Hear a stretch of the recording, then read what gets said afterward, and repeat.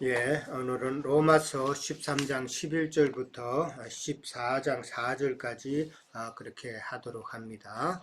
예, 우리가 12장부터는 이제 주로 그리스도인의 영적인 생활에 대해서 지금 나누고 있다라는 것은 이제 다 이제 아시는 거죠. 예.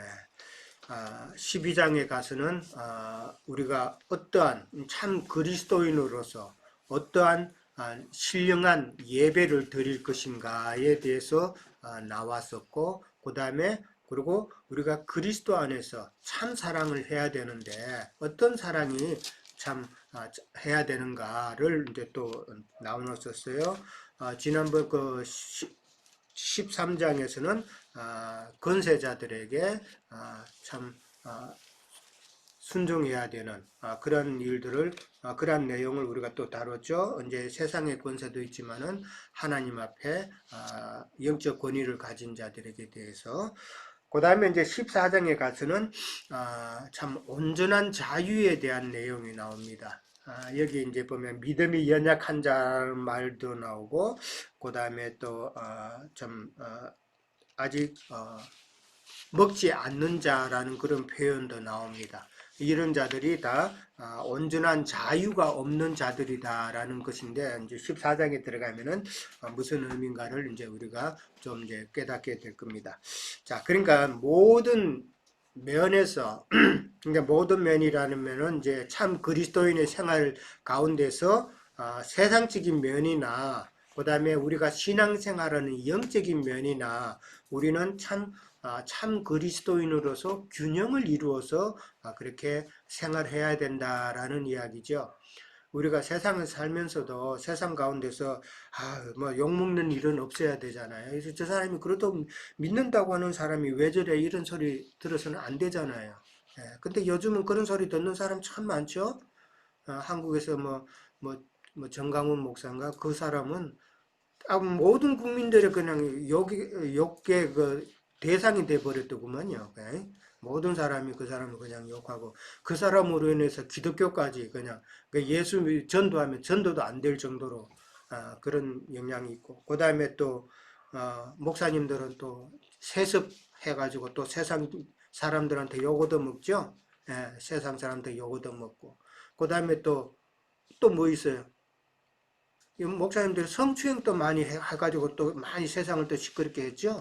예, 성추행을 해서 세상 사람들로부터 지탄을 받는 그런 생활을 해서는 안 된다라는 것이고, 이제 영적인 면에서 봐도 우리는 참 진리 지식을 구비해서 우리는 건전한 참 정말 하나님께서 보실 때 바람직한 그런 영을 가진 자들이 되어야 된다라는 것을 우리는 또 한번 생각해 봐야 되죠. 우리가 세상 교회에 있을 때도 그런 사람들 많이 저 사람은 영이 좀 이상하다는 싶은 그런 사람들 많이 있었죠. 예, 건전한 영이 아니라서 그런 거예요. 어떻게 보면은 우리가 그 가운데 있을 때는 저 사람 참 믿음이 좋다라고 오해할 수도 있었지만은, 그러나 우리가 참 진리 지식으로 그 사람들을 다시 봤을 때는 저 사람의 영은 지금 건전한 영이 아니다. 참 온전한 영으로 지금 신앙생활 하는 게 아니라 뭔가 지금 잘못된 영으로 지금 신앙생활 하고 있다라는 것을 우리는 볼 수가 있어요. 그런 사람 많이 접하죠. 그냥 이상은 조금만 답답한 일이 있으면 기도원에 올라가서 뭐 그냥 맨날 며칠 그냥 죄죄하고 그냥 목이 쉬어가지고 내려온다든지, 그 다음에 또 잘못된 영으로 해가지고 이상하게 또 나는 뭐 하나님이 나만 함께 한다는 이상한 소리, 그런데 성경 말씀에 대해서는 전혀 모르는 이런 사람들 많이 있잖아요. 그런 사람들은 다 잘못된 영이다. 이 잘못된 영은 잘못된 신앙의 길로 인도할 수밖에 없어요. 예, 그런 것을 우리는 참 잘 분별을 해서 참 하나님께서 원하시는 성숙한 그런 신앙인이 되어야 된다는 것을 우리는 다시 한번 생각을 해 봐야 될 것 같습니다. 자, 11절부터 14절까지 봅니다.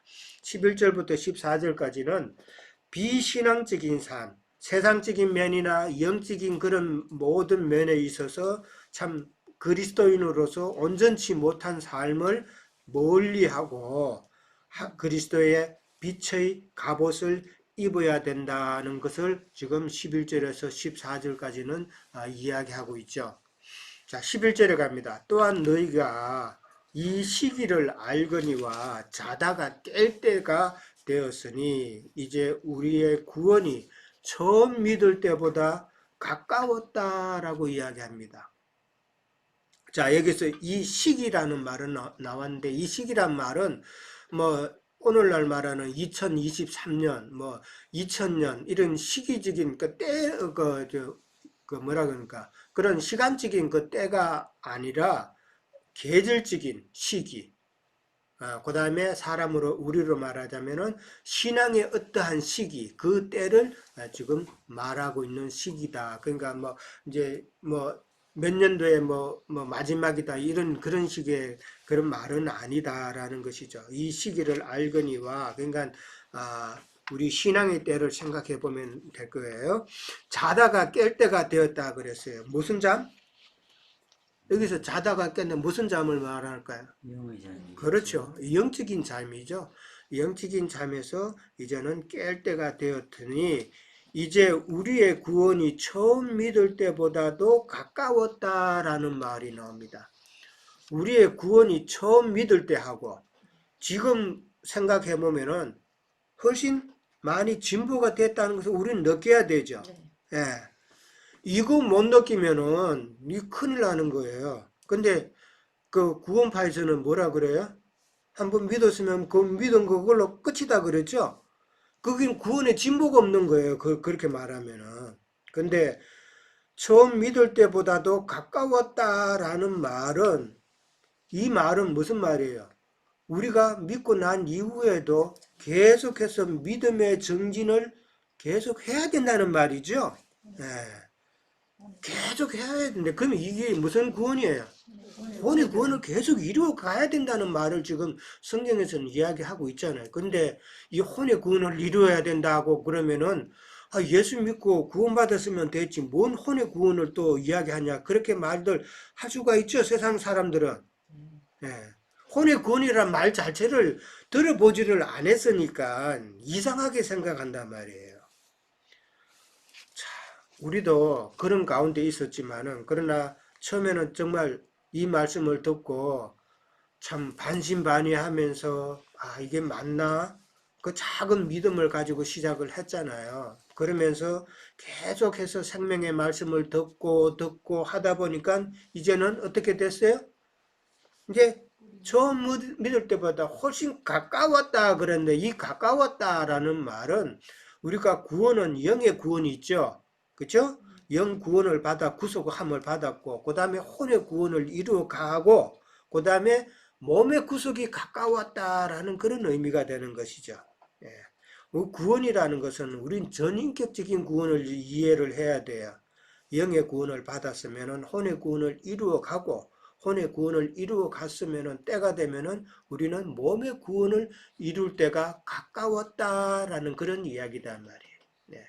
이렇게 구원에 대해서 정확한 이해가 있어야 우리가 신앙생활을 바로 할 수 있다. 그냥 믿으면 우리는 구원받았으니까 다 뭐 천국 간다. 그거는 뱀의 사탕 발린 거짓말이다라는 거예요.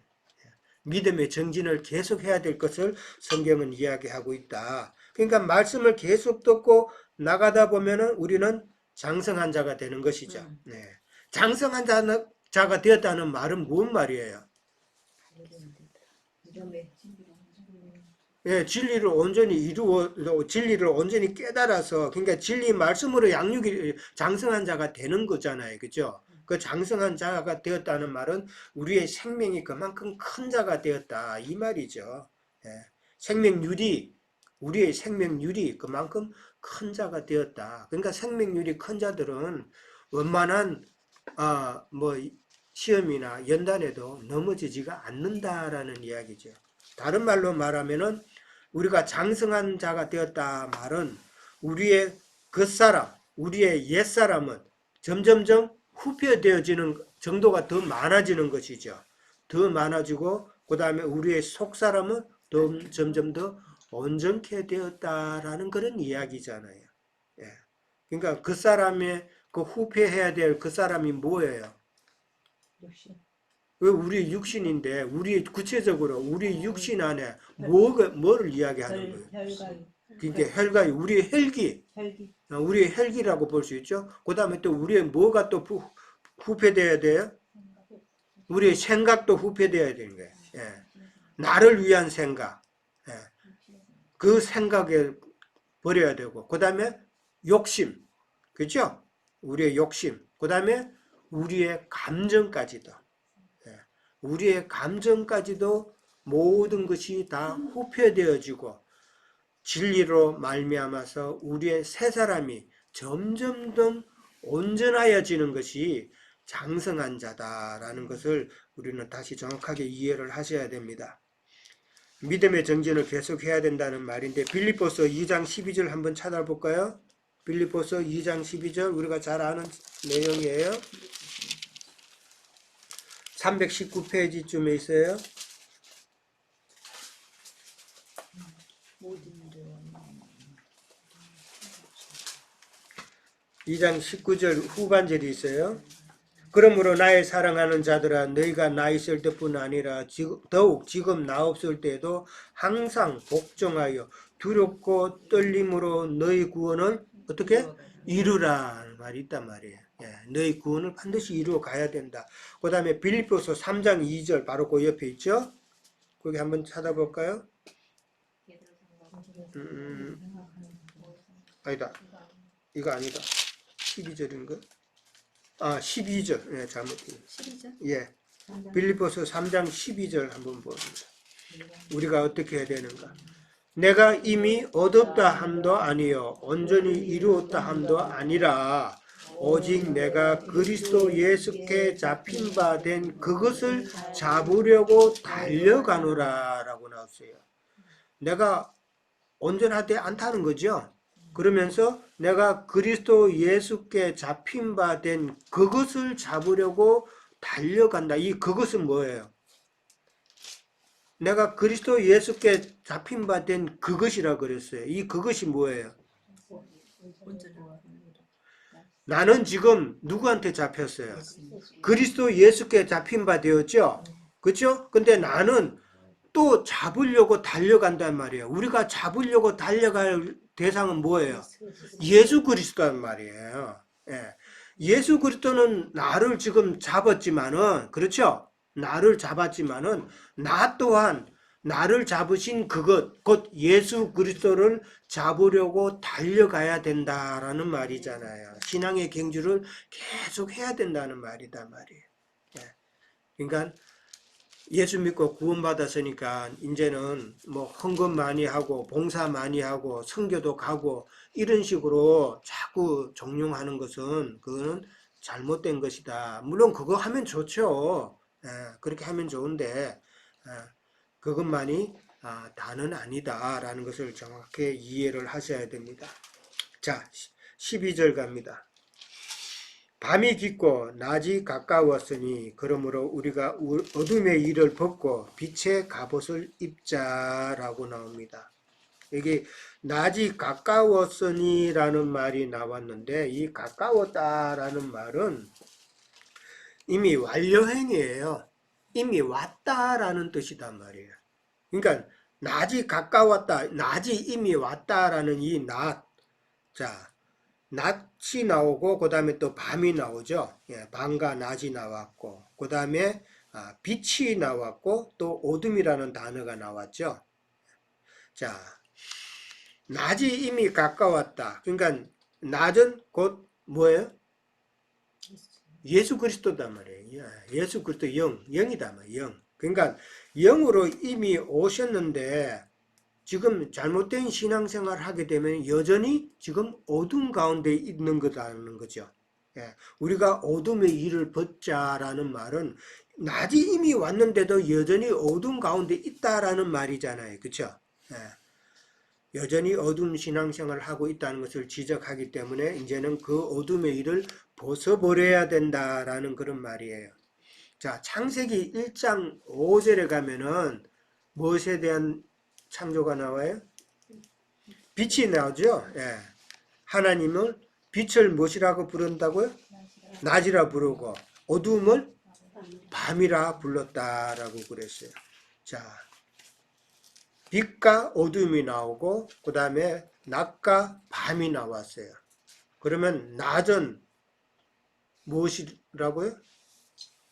우리가 낮에 행한다라는 말은 그리스도 안에서 빛이신 예수 그리스도와 내가 함께 그 생활하는 것이 우리의 낮된 생활이 있다는 것이죠. 예. 그러면은 밤이라는 것은 누구와? 사단과 함께하는 그런 행위단 말이에요. 예. 그게 낮과 밤으로 구분을 지었다. 그러면은 낮을 있게 하는 그 빛은 그 무엇이에요? 빛은 무엇이고 어둠은 무엇이겠어요? 낯선 진리. 참 빛은 하나님의 지혜와 지식이다 말이에요. 예, 하나님의 지혜와 지식. 그 다음에 어둠은 그러면은 뱀의 지혜와 지식이다 말이에요. 성경을 하나님의 지혜와 지식, 영으로 깨닫지 못하고 성경을 갖다가 문자적으로 깨달으면 그것이 바로 뱀의 지혜와 지식이란 말이에요. 이해됐어요? 네. 예. 그러니까 오늘날 많은 사람들이 참 예수 믿었으니까 나는 이제 빛 가운데 행한다고 말들은 하지만은 이 하나님의 말씀을 참 하나님의 지혜와 지식으로 깨닫지 못하고 문자적으로 이해하고 도덕적으로 이렇게 이해를 하면은 그거는 뱀의 지혜와 지식으로 깨닫는 것이다 말이에요. 뱀의 지혜와 지식으로 깨달으면 그 결과가 뭐로 나타나요? 교만함으로 나타난단 말이에요. 그 다음에 무지로 나타나요. 사실은 안다 하지만 사실은 무지하다는 것이죠. 그 이치를 우리는 잘 이해를 해야 됩니다. 그러니까 계시록에 보면은 새하늘과 새 땅은 무엇만 있다고요? 거기는 낮만 있다라고 그랬어요. 거기는 밤이 있을 수가 없어요. 예. 자, 데살로니가 전서 5장 5절에서 6절에 한번 볼까요? 데살로니가 전서 5장 5절에서 6절 332페이지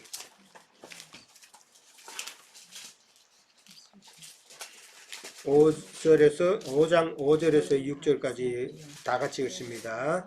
너희는 다 빛의 아들이요 낮의 아들이라.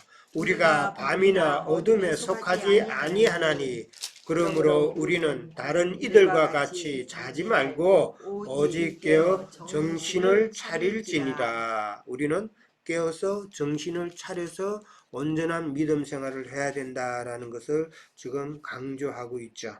예. 자, 여기 어둠의 일을 벗고라는 말이 나왔어요.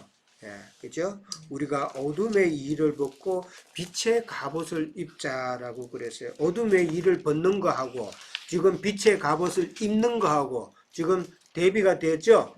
예. 어둠의 일을 벗는다는 말은 그러면은 무슨 말이에요? 뱀의 지혜로 신앙생활 하던 그 모든 옛 생활을 벗어버리는 것이잖아요. 그렇죠? 예, 그러니까 지금 바울 사도는 지금 뭐를 지금 염두에 두고 하는 말이에요? 유대교를 지금 염두에 두고 하는 말이에요. 유대교. 그 다음에 기독교인으로 들어왔지만은 그러나 여전히 유대교의 그 율법에 젖어 있는 자, 그거를 지금 염두에 두고 하는 말이에요. 예, 그런 것을 이제는 다 벗어버리고 빛의 갑옷을 입자라는 것이죠. 오늘날 세상 교회도 마찬가지죠. 여전히 어둠의 일을 지금 행하고 있죠. 그렇잖아요. 예. 진리를 알지 못하면은 어둠의 일을 행할 수밖에 없죠. 빛의 갑옷을 입자 그랬어요. 빛은 예수 그리스도라 그랬어요. 그죠? 옷을 입는다는 말은 무슨 말이에요? 옷은 보통 구원의 옷을 이제 염두에 두고 하는 것이죠. 우리가 예수로 옷 입는다라는 말은 우리가 예수 그리스도와 내가 연합의 관계다라는 그런 이야기다. 옷 입으면 그 옷은 지금 나하고 함께 있는 거잖아요. 그렇죠? 그 말은 내가 예수 그리스도와 연합의 관계가 되었다라는 의미가 내가 옷 입는다라고 그렇게 이야기를 하는 것이죠. 근데 여기서는 그냥 옷이 아니라 갑옷이죠. 그렇죠? 예, 갑옷이단 말이에요. 그럼 왜 갑옷이라는 단어가 나왔을까? 예, 이 갑옷이라는 거는 전투잖아요. 전투. 예, 그러니까 14절의 마지막에 보면은 오직 주 예수 그리스도로 옷 입고 정욕을 위하여 육신의 일을 도모하지 말라 그랬으니까 우리의 정욕을 대항해서 싸워야 될 그런 의미단 말이에요. 예. 그러니까 싸워야 된다는 것을 이제 강조하기 위해서 갑옷이라는 표현이 나왔고, 그 다음에 13장에서 지난번에도 우리가 남을 사랑하는 일, 율법을 이루는 남을 사랑한다는 그 의미도 따지고 보면은 남에게 전도하는 일이란 말이에요.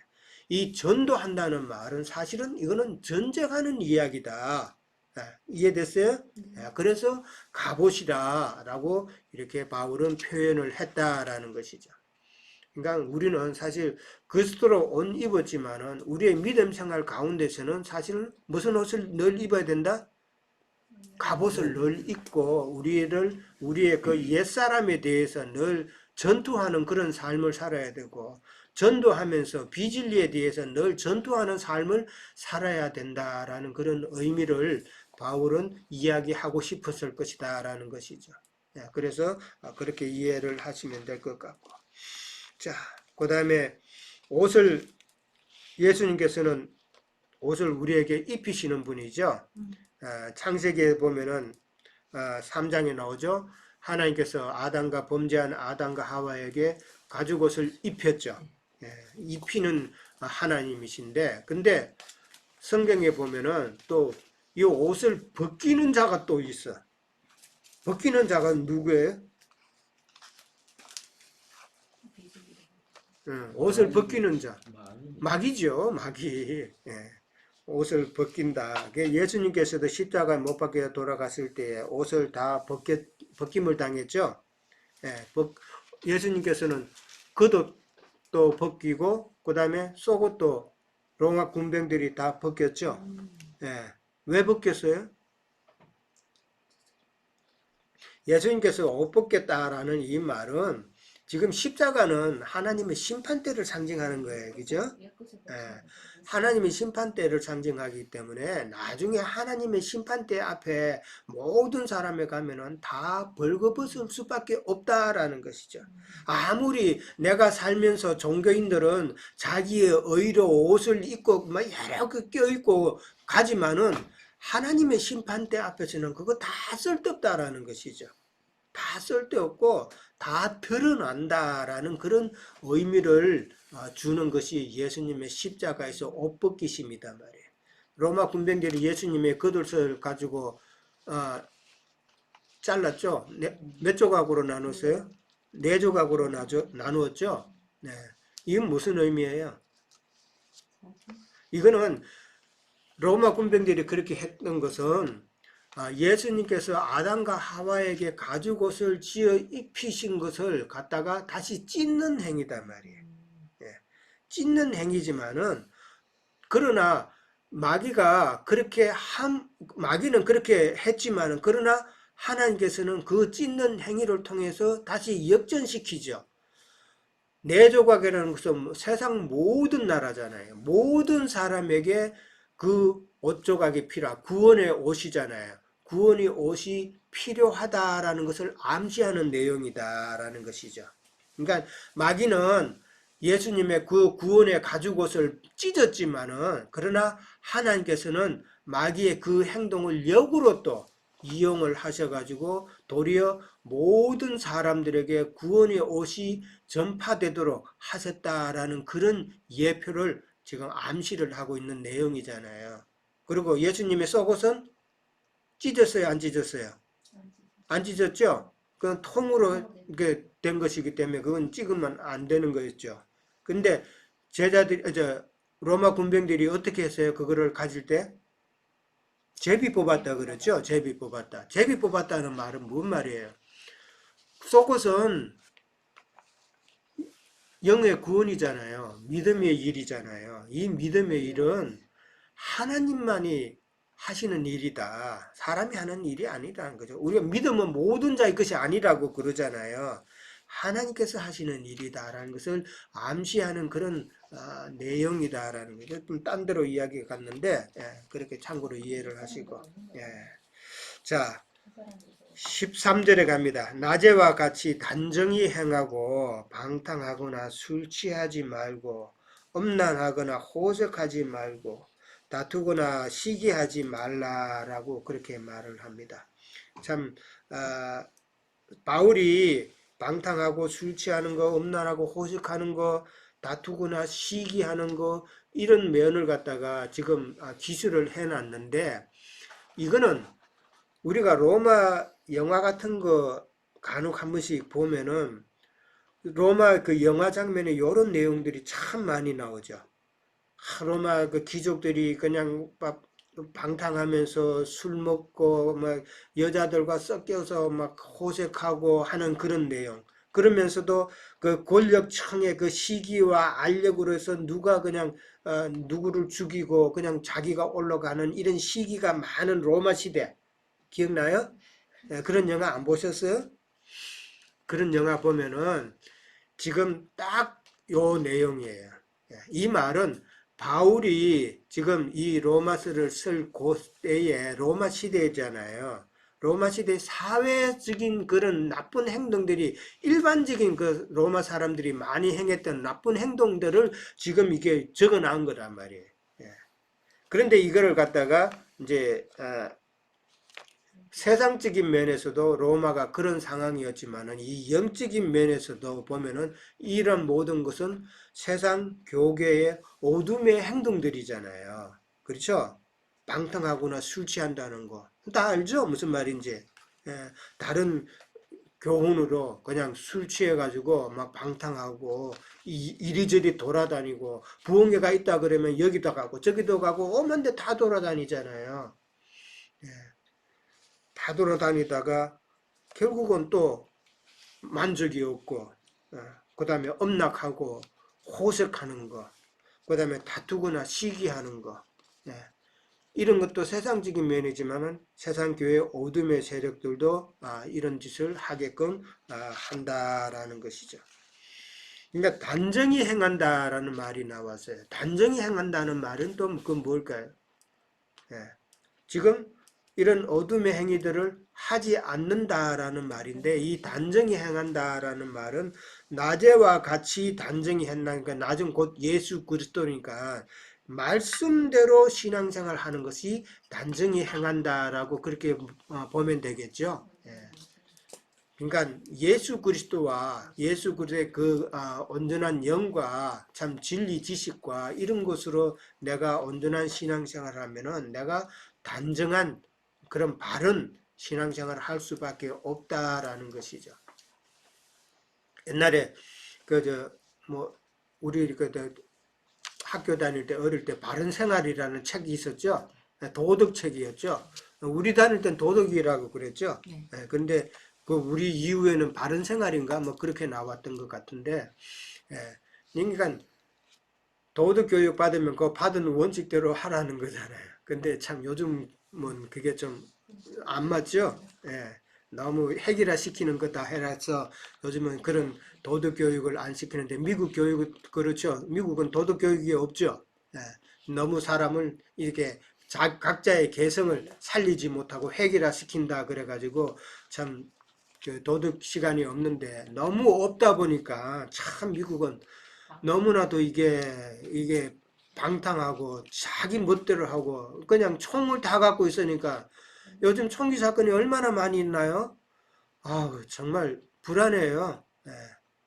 그러니까 조금만 마음이 안 맞으면 총을 난사하고 그래서 죽는 것이 너무 자기 개인의 개성을 너무 살리는 것도 이것도 문제다. 적당한 규제는 있어야 되는데 자, 신앙생활도 마찬가지라는 것이죠.